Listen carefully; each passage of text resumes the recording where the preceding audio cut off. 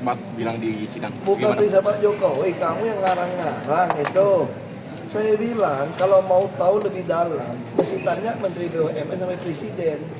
Kenapa? Karena Presiden yang meminta harga premium. Padahal dulu sempat dihilangkan kan, Pak Jonan balikin lagi. Itu kan akhirnya kan terpaksa produksi kilang nggak bisa, mesti campur nafta untuk diturun ke premium dong. Maka di zaman saya udah kita hapus, kita naik ke pertalite yang produksi sendiri. Nah terus kenapa tidak mau subsidi berbasis orang dengan voucher digital? Bayangin kayak gini, misalnya kamu beli gas, sekarang gas LPG itu saya laporkan, mungkin 92% itu ada LPG 3 kilo. Berarti ada yang mindahin dong ke rumah kita yang 12 kilo kan. Kita subsidi bisa hampir, mungkin dulu 100 triliun dicadangkan. Nah saya usul, kenapa tidak mau LPG itu dibebaskan saja harganya, sehingga swasta juga bisa masuk, supaya oknum-oknum SPBE yang ngisi kan suka komplain kepada kami 135 dulu. LPG 3 kilo cuma 2,7 kilo, ada air, ada apa sih ngalamin itu. Nah kalau swasta juga bisa masuk, maka tidak mungkin orang nggak mau beli nih yang 2,7, 2,8 kilo. Tapi gimana dong harga begitu mahal? Disitulah kita ada balikin pakai voucher, beli lagi. Tapi dibuat batasan voucher digital, semua punya HP kok. 1 bulan kamu nggak pakai voucher buat beli LPG kembali, maka voucher Anda hangus. Berarti kamu nggak masak di rumah kan? Nah juga harusnya berlaku untuk BBM. Kenapa BBM supaya hematin Pertamina? Cuma 2 macam saja. Nggak ada Pertalite, Pertamax Turbo dengan Dexlite. 2 macam, bagaimana mobil orang gitu mahal? Ya Anda ngisi 10 liter, gue balikin 2 liter atau 5 liter. Di dalam voucher baik Pertamina tadi ada digital HP kamu. Begitu kamu 1 bulan kagak ngisi bensin lagi, berarti mobil lu nggak jalan dong. Itu hangus balik ke pemerintah. Kalau sekarang tiap tahun bilang kurang, minta APBD perubahan tambah lagi. Sedangkan laporan orang curi juga banyak di koran kan, termasuk LPG orang ngoplos. Nah itu solusi. Jadi kami selalu memberikan solusi. Tapi pertanyaan saya, kenapa sampai hari ini nggak dilaksanakan? Ya tanya sama Presiden dong, yang berwenang, jangan sakit. Kerugian negara yang disebutkan oleh jaksa, katanya Bapak juga mempertanyakan hal tersebut, apakah ada kesalahan tersebut? Nggak tahu, saya nggak tahu cara jaksa menghitung sampai 200-an triliun misalnya gitu ya. Mungkin data Bapak itu.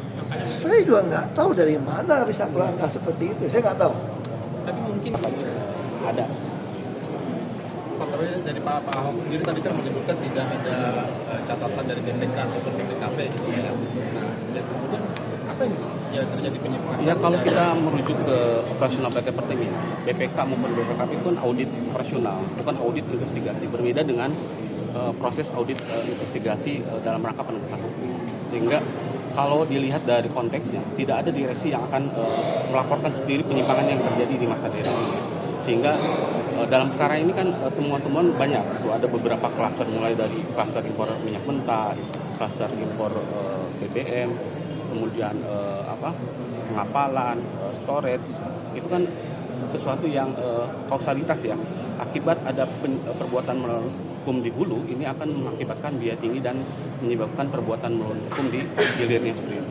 Itu yang kami gambarkan dan kami sampai dengan pemeriksaan saksi ini bisa kami buktikan bahwa perbuatan melawan hukum itu memang dilakukan oleh para terdakwa.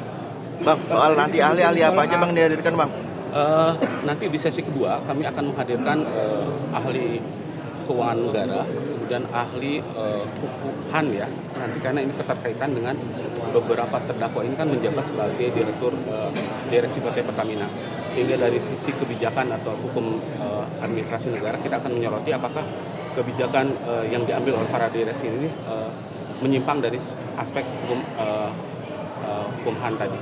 Pak, tadi Pak bilang kalau main golf itu hal yang biasa di Pertamina. Main golf itu biasa, main bola biasa, main apa biasa, tapi menjadi luar biasa ketika ada kepentingan pihak lain.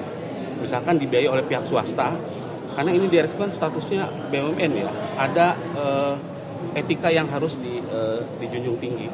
Ketika ada kepentingan pihak ketiga dan membiayai proses misalkan permainan golf itu menjadi masalah karena nanti ada konflik of interest, ada konflik kepentingan.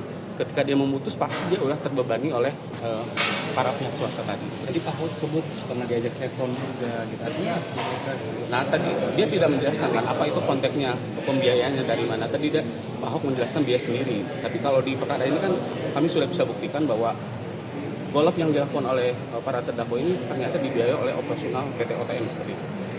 Terima kasih. Terima kasih Bang. Download Tribun X sekarang. Menghadirkan lokal menjadi Indonesia.